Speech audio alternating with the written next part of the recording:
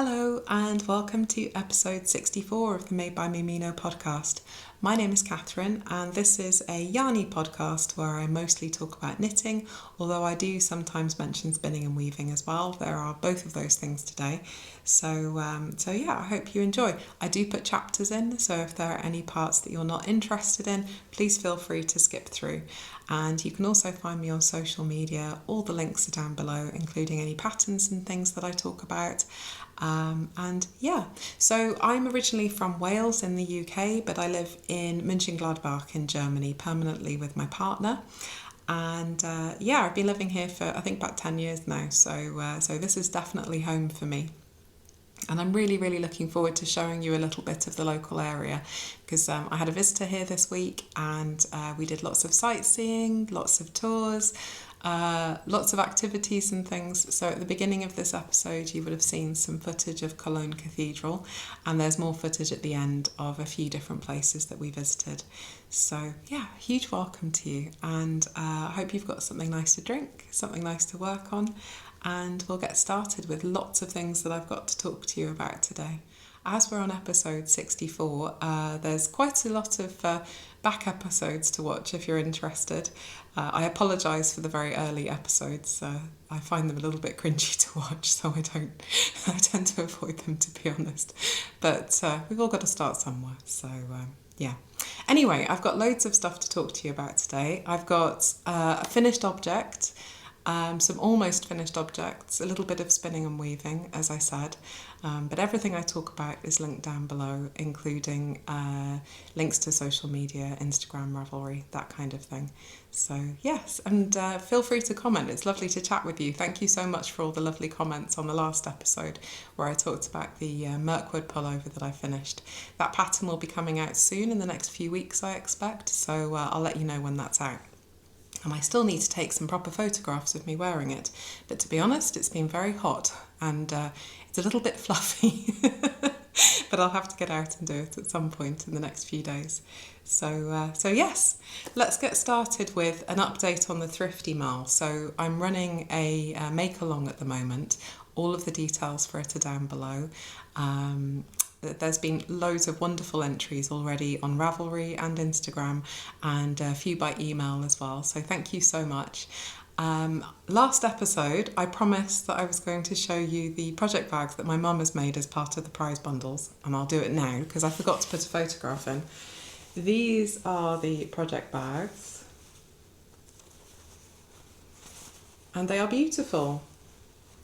My mum made these out of Tana lawn from Liberty, and they're all fully lined and they're very, very lightweight, so perfect for a little pair of socks in your handbag or something.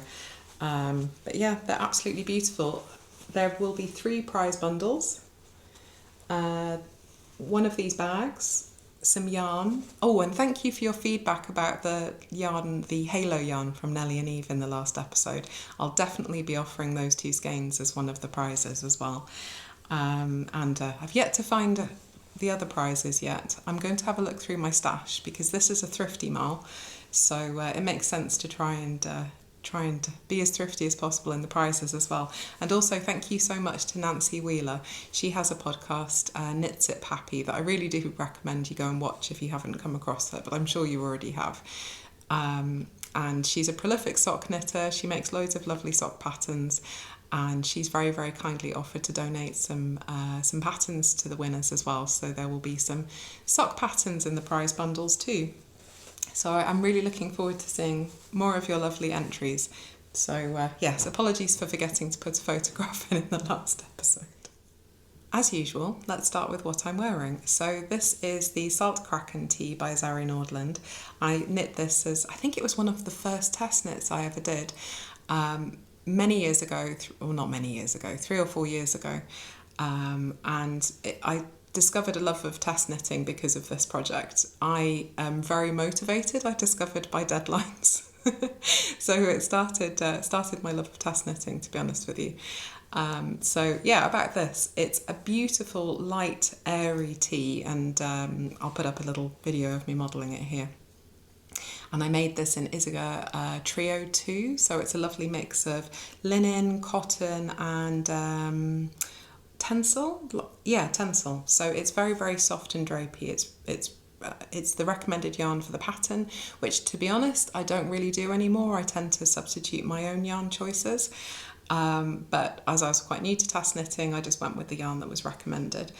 I knit the 5th size for this pattern, and I believe it goes up to, yes, 165 centimetres or 65 inches, but it does recommend about 10 centimetres or 4 inches of positive ease. So it's not the most size inclusive pattern, but it's one that I do enjoy wearing, although I do feel slightly self-conscious when I wear it, because I don't know if you can see from there, but hopefully you will have been able to see in the video. The increase method that I used left little holes in the fabric. So because of this, after I finished it, I decided to try and improve my increase method. So now I do an invisible lifted increase, which I find much, much better, particularly when you're using plant fibres. There's kind of nowhere to hide.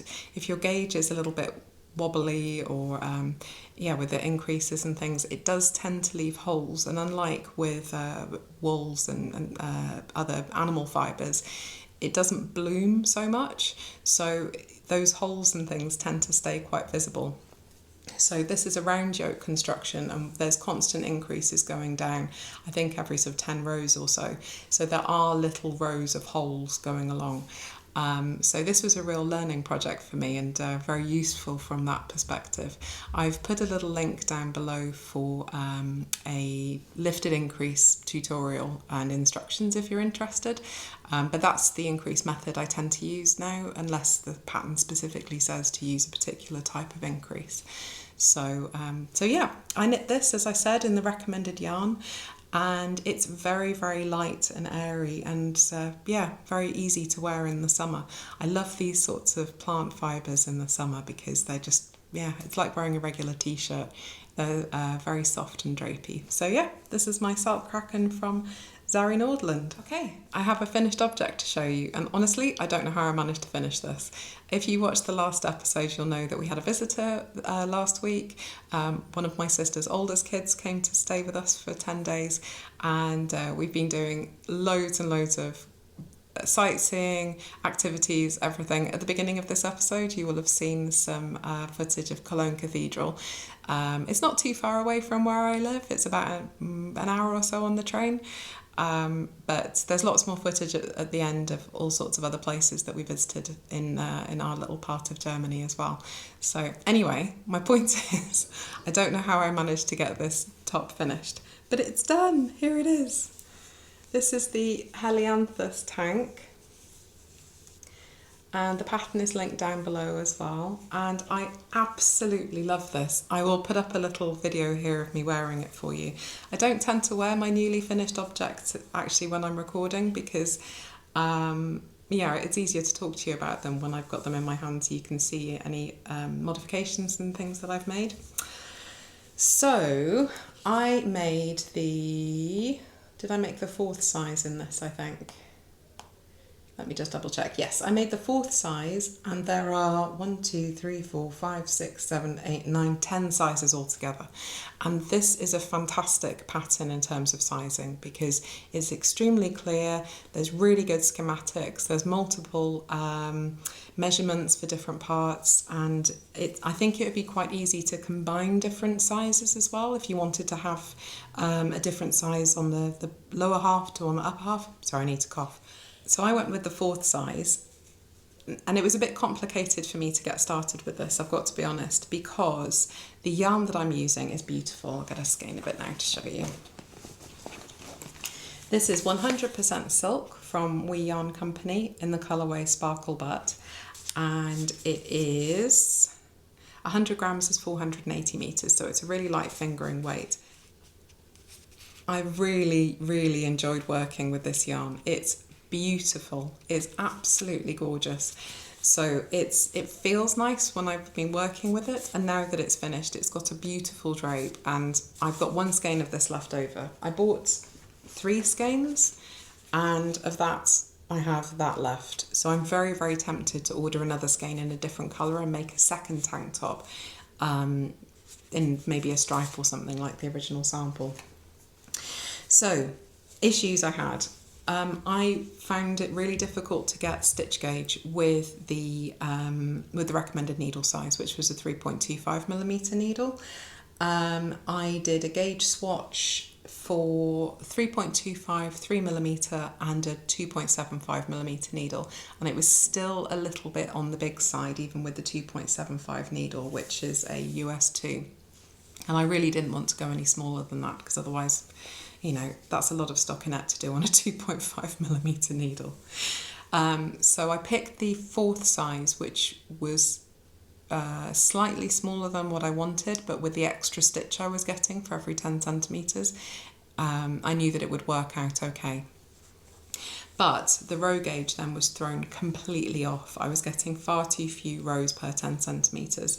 So I did a little bit of maths and I worked out how many extra rows I needed to do for each section, and it really fits beautifully. I'm very, very happy with it.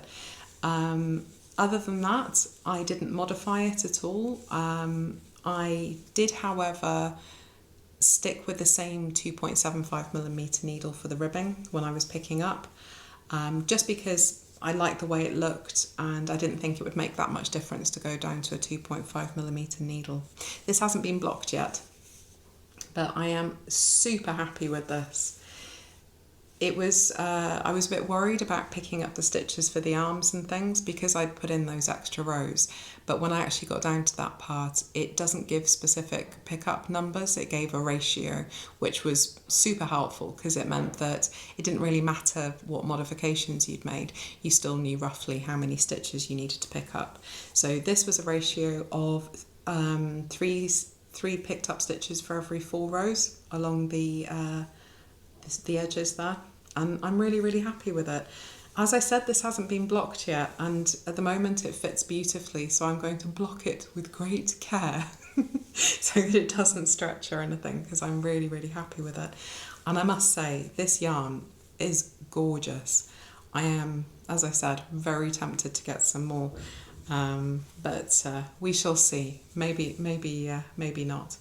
I didn't bother doing helical knitting, and as you can see, because the bottom part is knitted in the round, this is a bottom up pattern, the colour is appearing at a different rate to where I've then started knitting flat for the back and the front, but I really don't mind about that. I think I've mentioned before, I don't usually bother mixing skeins and things unless I've got an issue because they're completely different dye lots or something.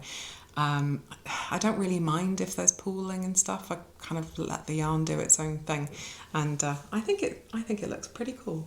So yes, this is a beautiful, beautiful tank, and even as I was finishing it, I was thinking I want to cast on another one, and honestly that doesn't happen very often, but this was a super satisfying knit, and I know that it's going to be really, really easy to wear in the warmer weather. So yes, can highly recommend this pattern. It was a lot of fun. Yeah, nothing more to say about that one. The next thing to show you is a little bit of progress on my unicorn socks. These are a beautiful neon. I showed you the other finished sock last week, and I'm almost in a position to start the toe there. I've got maybe about 20-25 more rows that I need to do on the foot. These are a gift for a friend. And these have been living in my handbag, not for the colour work part, so I designed a little unicorn chart, and I really must put that on the Ravelry page. I haven't started a project page for this yet, but when I do, I will put the charts that I made up for the unicorn on there as well, just in case you want to make some unicorn socks too. With these socks, I have done a 72 stitch cast on, but then I've reduced down to 64 stitches for the foot, just because when you do colour work on a small circumference, I tend not to get so much stretch with it, and I wanted them to fit my friend really comfortably. So yeah, this is a 72 stitch sock, and there's nothing more to say about these really, other than I hope that they're finished by the next time I speak to you, because they need to be gifted by the end of this month to my friend for their birthday. So yes, a little update on my unicorn socks there. I'm so close to finishing my Musselburgh. as I said earlier, all of the yarns and things that I use, they're all linked down below. And I'm so close to finishing this. This is from Het Volbeest. And as you can see, I've put my trios back in, and I am just starting those decreases for the other end of the hat. Top tip when you're knitting a Musselburgh, do not forget to weave in the first end before you close this. I mean, it's totally doable if you do forget, but it's a bit of a pain in the backside, to be quite honest with you. So yeah, I do recommend making sure that you've closed that end before you start the other side. My partner has so many of these Musselburghs, and when we go to yarn shows and things, he often picks out a skein of yarn that he likes, and it's always these really beautiful bold colours. So I just love knitting with these variegated skeins. So yeah, hopefully I'll finish that later on today and get that blocked, and then I can move on to the next handbag project. So the next thing to talk to you about is a test knit that I'm planning on doing. I actually signed up for this a couple of months ago, or I applied for it a couple of months ago, but because it's been so hot, I haven't got started yet. But the deadline isn't until, I think it's early mid-November, so there's plenty of time to do this. It's a dress. I've never knit a dress before. I'm very excited about this. I'll put a picture up here. It's a beautiful, beautiful all over knitted dress with a ribbed skirt part to it by Sanni Pauliina, and it's called the Holst dress, and I am so excited about this. When I saw it on Instagram, I thought that is definitely something that I would like to knit. I love the idea of having a dress in a mixture of unspun, maybe some mohair. I'll have a little play around with some bits I've got in my stash and work out what I want to do. But I've got more than a sweater quantity worth of knitted in a very similar colour to the sample, and I'm thinking of doing some swatching with that. I might hold it together. The recommended needle size is a 4.5mm or a US 7. So I think I should be able to get gauge using 2 strands of Newton held together. But I do like the idea of having a mohair dress. So I might play around with holding a single strand of Newton with a single strand of mohair. But I also have more than a sweater quantity of Plutelopi as well. So I don't know, I just really fancy the idea of having it in unspun. So I'll get started on that in the next week or so as well. But this is a beautiful dress. It's very size inclusive. There's a lot of sizes to choose from.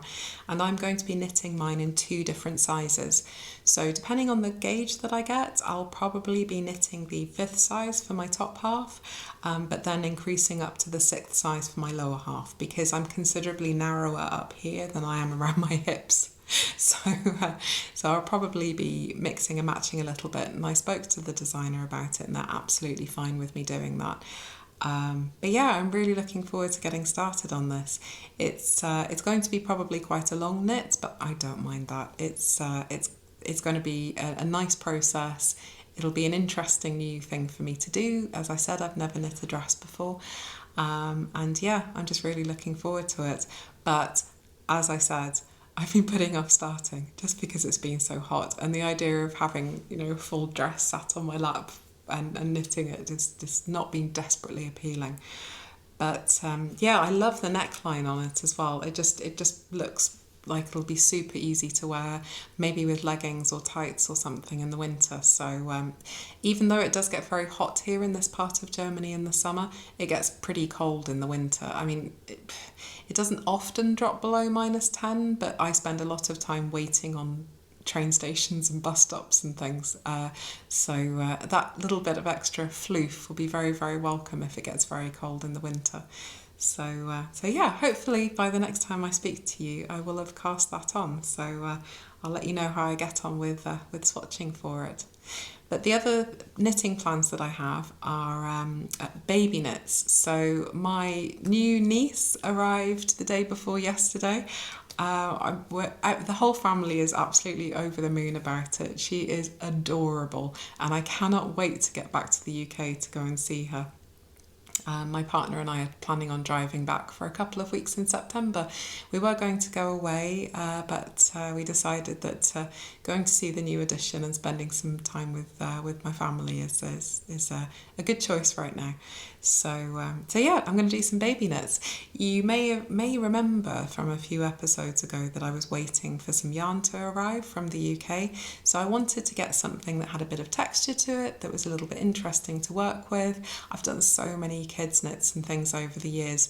I wanted to try something different, but I never showed you the yarn because I've got to be honest, when it arrived, I was really disappointed. The textured yarn that I ordered, I sort of got some of it out and I started pulling it around. I've got to be honest, so much stuff came out of it that I did not feel comfortable making something for a little baby with that. It just, yeah, so that's why I haven't shown it to you. And I'll probably still make something out of it, but for when they're a little bit older or something. So yeah. And the cotton that I ordered from the same company, when it arrived, it was very disappointing. It wasn't soft, and I'll probably make some blankets or something out of it. But yeah, I was pretty disappointed with that. So I've gone for an old faithful. I have ordered 3 skeins of pure silk from Knitting for Olive, and I'm going to be knitting 2 of their patterns. So the first one is this Uma play suit. I'll put it up here. It just looks adorable, and I cannot wait to get started on this. I'm going to pick up the yarn from a local shop on Thursday, so I should be able to cast that on pretty quickly. And yeah, I can't wait. I'm going to knit the 3-month size, so it's not going to fit her quite yet, but it'll be perfect for the autumn, which is what I was thinking. And I'm also going to knit this little baby bear hat. Oh, it's just so cute. The pattern calls for 1 strand of either silk or cotton merino held with mohair, but I'm skipping the mohair because I just don't really want to knit with that for a new little baby. Also, both the parents have an intolerance to some yarns, so I just want to make it super easy for them to handle, and I don't want to, it's possible that the baby could have a similar intolerance, so I'm sticking with the plant fibres and silk. And and I've chosen this beautiful, beautiful pinky colour. I'll put it up here. I think it's called Poppy something. I can't remember what it's called. I did write it down. What is it called? Poppy Rose. So it's just, gorgeous. I'm very excited about making these. And given my experience with baby knits, I know it's not going to take me very long to do this, so it'll be a very satisfying little mini project that shouldn't take me too long. But I'm hoping to finish them by September so that I can take them with me and gift them to mum and dad for the little one. Oh, she is adorable. I was talking to my sister-in-law in the hospital yesterday, and they just looked so blissful. It was, my heart. I just wanted to jump on a plane immediately and get over there, but I need to be patient. So yeah, that's my immediate knitting plans. Other than that, I've got 2 WIPs that I want to revisit. There's a cardigan that I'm making that you will have seen several episodes ago when I was last working on it. That I really, really want to get finished because I want to take it on our UK trip with us because the temperatures will be starting to drop, and I know it'll be super useful to have a lovely big drapey cardigan to wear over stuff for that sort of transition period. So yeah, that's what I'm planning on getting up to for the next couple of weeks. Other than that, I have a little spinning and weaving to show you. Spinning first, I have spun up another 100 grams of this beautiful fibre, Exmoor Blueface from Wool & Twine. So I've got 1 more 100 gram batter fibre to spin up, and then that's done, and then I'm going to start a weaving project with all of it. I've plied one of my singles, so that the light blue bits that you can see is just where I've tied it up on the niddy noddy to keep the skein all going in the right direction. So I'm pretty happy with that. I chain plied it because I wanted to try and keep the colours separate from each other, and I didn't want to, I'm still a relatively new spinner, and if I divide the top in half, so I have 50 grams and 50 grams, I'm probably going to have some left over because there's still quite a lot of inconsistency in my spinning, as you can see. So yeah, I chain plied it. In the last video that I did, there was a little video of me chain plying. And when you chain ply, you're essentially starting a crochet chain and then putting the spin in it from there. So you're plying it with itself all the time, and it's a really nice way of making sure that you have that same colour in the right amount, or that if it's a colour changing fibre, that you're keeping that colour consistent with itself. And I'll show you a weaving project in a minute that that shows how useful that is. But yep, there's one spun up and plied, and I'm probably going to ply another one this afternoon and get that washed and sorted, because I'm really itching to start this new weaving project. I've got this plan to do a nice table runner, maybe some placemats for our dining room table, so it'd be really nice to get that started. I did do a weaving project this week, so my visitor, my nibbling, wanted to have a little day off, so while they were having a day off relaxing and watching anime, I started a weaving project. So I made this scarf. This is a bat of fibre that I got from Steffi's Wolle, who's an Austrian seller, and this was a beautiful top of, I think the blend was BFL, silk, and a little bit of alpaca in there as well. And it was this beautiful graded fibre bats that had all, as you can see, these rainbow colours. And this is what I was saying about chain plying. Because I chain plied this, it meant that the purple was with the purple, the pink was with the pink, and so on and so on. So I managed to maintain that colour change without getting stressed about it. The I've got an end that I haven't cut off there. The warp that I used, was a bat that I spun up from a friend who had dyed this colourway for me. And this is a lovely mixture of merino and silk. And I thought it just went really, really well with the other yarns. So yeah, I'm super happy with this. I have to say, when I started to weave it and then the colours started to come in, I just had a constant smile on my face when I was weaving this. It's just beautiful. So I cannot wait to wear this. It's going to just, it's just joyful, absolutely beautiful. So yeah, I've been considering how much stuff we've been doing. I've managed to squeeze in a lot of crafting time, which is really cool. So the nice thing about having a stockinette project on the go is that when it's small, you can just pop it in your handbag. And because I already said I travel everywhere by train and bus, my nibbling did that with me as well. So there was plenty of opportunities to just sit quietly and do stockinette. So yeah, I still managed to get plenty done, which was good. I think that's all I've got to talk about. So after the video, there is a tour of, where did we go? We went to Düsseldorf, we went to the Modern Art Museum there. There are several modern art museums in Düsseldorf, and my nibbling is really, really interested in art. They are always drawing, and so I thought that it might be nice for them to see some sort of early 20th century modern art. So we went there. Where else did we go? We went to Little Tokyo in Düsseldorf as well. I don't think there's any footage of that because they are obsessed with manga and anime. So, so we had a great time wandering around all of the shops. Before they visited, I had no idea that there were so many shops in this region that sell manga. It was eye-opening.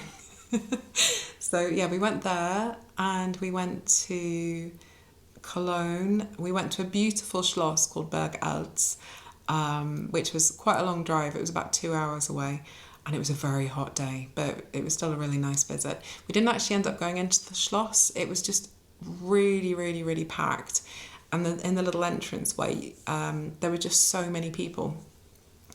And you can't just wander around the castle because it's still lived in. You have to do a guided tour.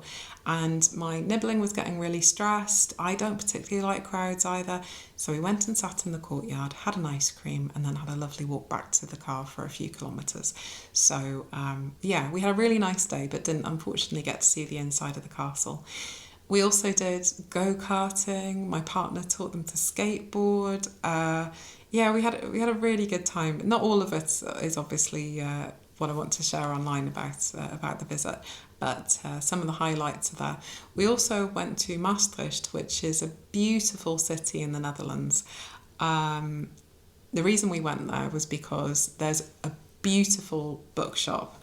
It's in an old church and it's just stunning. I love going there to buy books. And also I found out that there was a really good manga anime shop in Maastricht as well that I thought that my visitor would enjoy. So we went there on their last day, which was really, really nice. And then, yeah, took them back to the airport. They are so brave. I mean, they're only 14 years old and they flew here by themselves. They flew back by themselves. And it was the first time they'd ever done anything like that. So I'm super proud of them. They did really, really well. And we had a really lovely week. So happy days. Anyway, as I said, there's some footage at the end. I hope you enjoy it.